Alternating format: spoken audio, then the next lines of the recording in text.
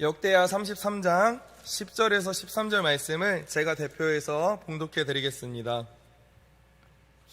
여호와께서 므낫세와 그의 백성에게 이르셨으나 그들이 듣지 아니하므로 여호와께서 아수르의 왕을 군대 지휘관들이 와서 치게 하심에 그들이 므낫세를 사로잡고 쇠사슬로 결박하여 바벨론으로 끌고 간지라.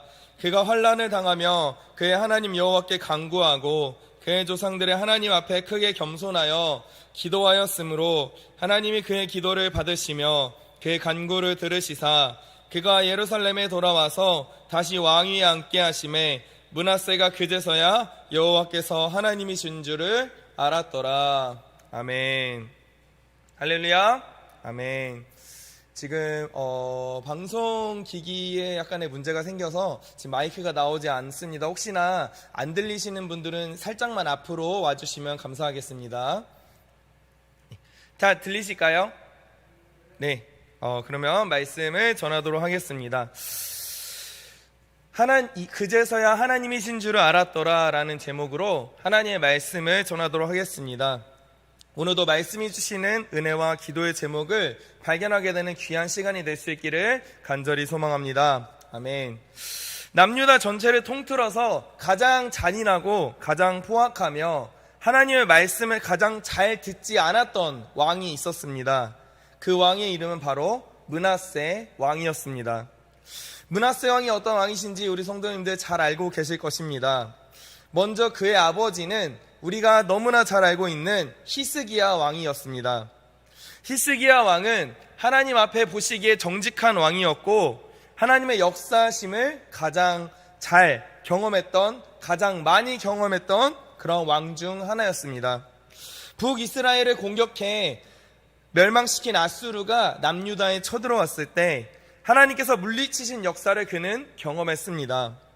또 자신이 병이 들어 죽게 되었을 때 하나님께 기도하여 무려 15년을 더 살게 되었던 기적을 경험했던 왕이 바로 히스기야 왕이었습니다. 이렇게 아버지가 행했던 대로 그 아들인 므낫세 왕이 하나님 앞에 잘 살고 정직한 왕이었으면 너무나 좋겠지만 이 므낫세 왕은 아버지와는 180도로 다른 전 유다에서 가장 악한 왕이 되었다라고 하는 것입니다. 22세의 젊은 나이에 그는 왕위에 올랐는데 그는 55년 동안 유다를 다스렸습니다. 이는 모든 왕 중에, 역대 유다의 모든 왕 중에 가장 오랜 통치 기간을 가진 왕이었습니다. 하나님께서 므낫세 왕에게 축복을 씌워서 가장 오랫동안 왕이 되게 하셨던 것이지요. 하지만 왕으로서 그는 하나님을 온전히 섬기지 않고 온갖 종류의 우상들을 섬기며 하나님 보시기에 수많은 악을 행했던 것입니다. 왕이 이렇게 되니까 그의 신하들과 유다의 온 백성들이 어떻게 되었을까요? 마찬가지로 하나님을 버리고 온갖 신을 섬기는 그러한 백성이 되었던 것입니다. 역대하 33장 1절에서 9절 말씀을 이 므낫세 왕이 어떤 행적을 보였는지 자세히 말해주고 있는데 몇 가지만 말씀을 드리도록 하겠습니다. 먼저 그는 아버지 히스기야가 헐어버렸던 산당을 다시 세웠고 바알과 아세라에게 제사를 지냈습니다. 또한 1월 성신을 섬기면서 해와 달과 여러 가지 별들을 위해서도 마찬가지로 제사를 지냈던 것입니다. 여기까지만 보면 하나님 보시기에 악을 행했던 다른 왕들과 별 다를 바가 없지만 그의 악한 행위는 여기서 끝나지 않았습니다. 하나님께 예배를 드리는 성전 안에 온갖 우상들을 위하여서 제단을 쌓았고 심지어 박수 무당과 요술사들을 그곳에 불러 하루 종일 굿과 주술을 행했던 왕이 바로 므낫세 왕이었던 것입니다. 그런데 가장 그 중에서도 하나님 앞에 보시기에 악한 행위는 무엇이었냐면 바로 자기 아들들을 불에 바치는 인신 제사를 드렸다 성경은 보여주고 있습니다. 6절 말씀에 보시면 흰놈의 아들이라는 골짜기에 가서 불을 피워놓고 자기 아들들을 그 사이에 지나가게 했던 왕이 바로 므낫세 왕이었습니다. 정말 최악의 왕이지요. 그런데 중요한 것은 무엇이냐면 므낫세 왕의 이 악한 행위들은 하나님께서 절대 용납하도록 하시지 않았던 행동이었다 말씀하고 있습니다. 신명기 18장 9절에서 11절의 말씀을 보면 이렇게 말씀하고 있는데 한번 잘 들어보시면 좋겠습니다. 그의 아들이나 딸을 불 가운데 지나게 하는 자나 점쟁이나 길흉을 말하는 자나 요수라는 자나 무당이나 진언자나 신접자나 박수나 초혼자를 너희 가운데 용납하지 말라라고 말씀하고 있습니다. 이 말씀은 하나님께서 가증하다고 여기시는 일에 대해서 기록하고 있는데, 한마디로 므낫세는 하나님 앞에 용납돼서는 안 될, 답이 없는 그러한 사람이었다라고 하는 것입니다. 히스기야 왕의 자식인 이 므낫세 왕이 이렇게 변해버린 이유가 도대체 무엇일까요? 그 이유는 10절 말씀에서 우리에게 말씀하고 있습니다. 바로 하나님의 말씀을 듣고 순종하지 않았던 것입니다. 10절 말씀을 보니까 여호와께서 므낫세와 그의 백성에게 이르셨으나 그들이 듣지 아니하였다 말씀하고 있습니다. 하나님께서 이르셨다는 것은 선지서를 통해 말씀을 선포하시고 그들의 악한 행위를 다시 그렇게 살지 말라고 선포하시는 말씀을 하셨다는 것인데, 그들은 이 말씀을 하나도 듣지 않았다는 것입니다. 주일학교 공과 하나바이블 저번 주에 2단원 1과가 끝났는데, 이때 2단원의 절반은 선지서에 있는 말씀이었습니다. 그래서 저도 유초등부 예배 시간에 이 선지서에 나오는 하나님의 말씀, 이스라엘 백성들을 향한 하나님의 경고의 말씀들을 전하면서 아무리 선지자들을 보내도 변하지 않는 이스라엘 백성들의 모습을 보게 되었습니다. 그런데 이들은 때론 우리의 모습과 너무나 닮아 있음을 또한 보았던 것이지요. 하나님께서 끊임없이 말씀으로 하나님의 백성, 하나님의 자녀답게 살라고 말씀을 주시지만 하나님 아직은 순종하고 싶지 않아요. 하나님 아직은 하나님의 말씀대로 순종할 수 없겠네요 하는 그런 마음들이 우리 안에 있을 수 있다라고 하는 것입니다. 하나님의 말씀에 순종하지 않으면 바로 죄임을 알면서도 그것이 잘 되지 않을 때가 있다라고 하는 것입니다. 그리고 이런 모습을 보면서 후회하고 회개의 자리로 나아가는 이 연약한 모습이 바로 우리의 모습이다라고 하는 것입니다. 만약에 이 말씀을 듣고 있는 여러분들 중에 혹시나 하나님 앞에 이러한 죄 가운데 있다면 빨리 돌아오실 수 있기를 간절히 소망합니다. 우리가 므낫세가 되지 말란 법은 없습니다. 하나님의 말씀을 듣지 않고 하나님의 말씀을 끝까지 순종하지 않는 자들에게는 하나님의 진노가 임함을 우리는 기억해야 하는 것입니다. 이러한 기억하는 우리 말씀의 은혜가 우리 가운데 함께하기를 간절히 소망합니다.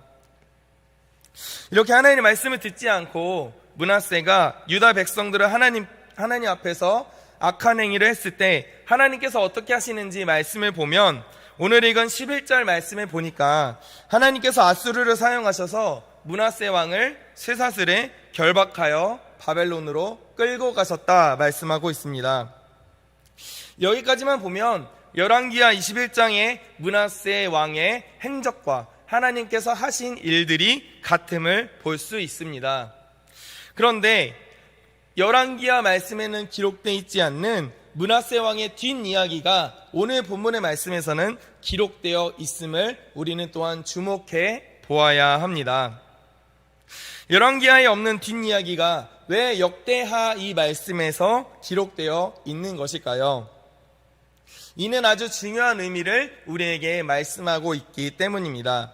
12절 말씀을 보니까 쇠사슬에 묶여 끌려가서 환난을 당할 때 그는 하나님 앞에 간구하고 크게 겸손하였고, 13절의 말씀을 보니까 간절히 기도했다 말씀하고 있습니다. 그래서 하나님께서는 이 므낫세 왕을 어떻게 하시느냐, 므낫세를 예루살렘으로 돌아가게 하셔서 다시 왕위에 앉게 하셨습니다. 그리고 변화된 므낫세 왕의 절정을 13절 말씀에서 보여주고 있는데, 우리 함께 13절 말씀을 같이 읽어보도록 하겠습니다.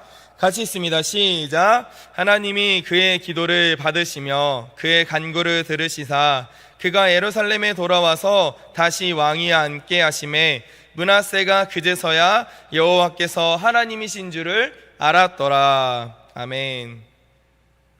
용납할 수 없는, 답이 없는 이 므낫세가 이러한 일을 겪고 나서야 여호와께서 하나님이신 줄 알았다 말씀하고 있습니다.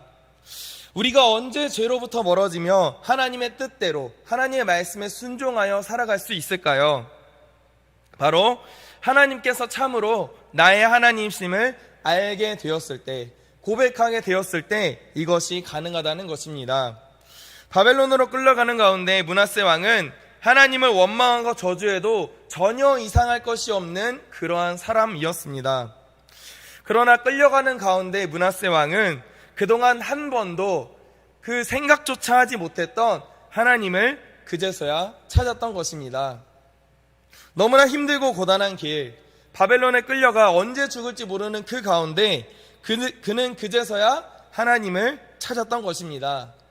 그리고 하나님을 찾고 하나님께 간절히 회개하고 하나님 앞에 온전히 자신을 드리기로 마음 먹었을 때 하나님께서는 그의 왕위를 회복하시고 하나님을 섬기는 왕으로, 또한 유다 온 백성을 회복의 가운데로 역사하셨다는 것을 우리는 말씀을 통해 보게 되어지는 것입니다.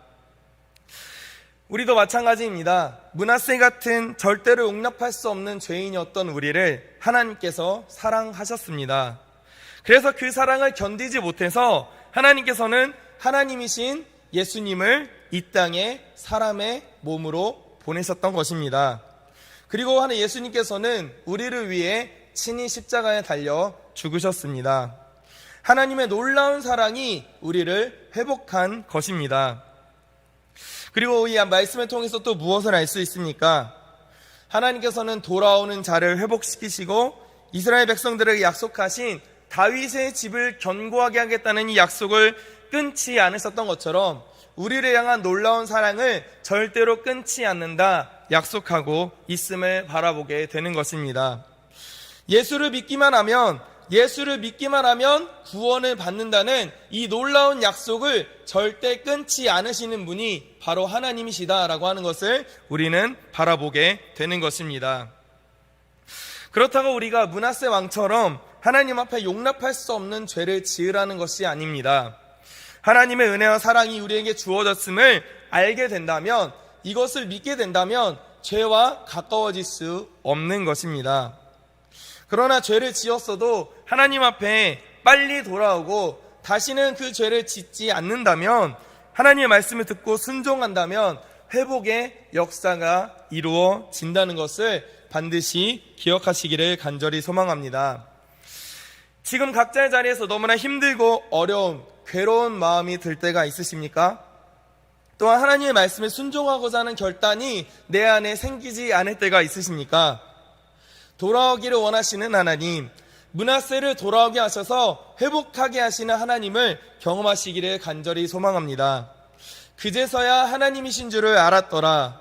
용납할 수 없었던 사람이었던 므낫세가 만난 하나님을 우리도 이 시간 함께 경험하면서 오늘 하루하루도 하나님께서 주신 은혜와 사랑을 기억하는 우리 모두가 될 수 있기를 간절히 소망합니다. 아멘.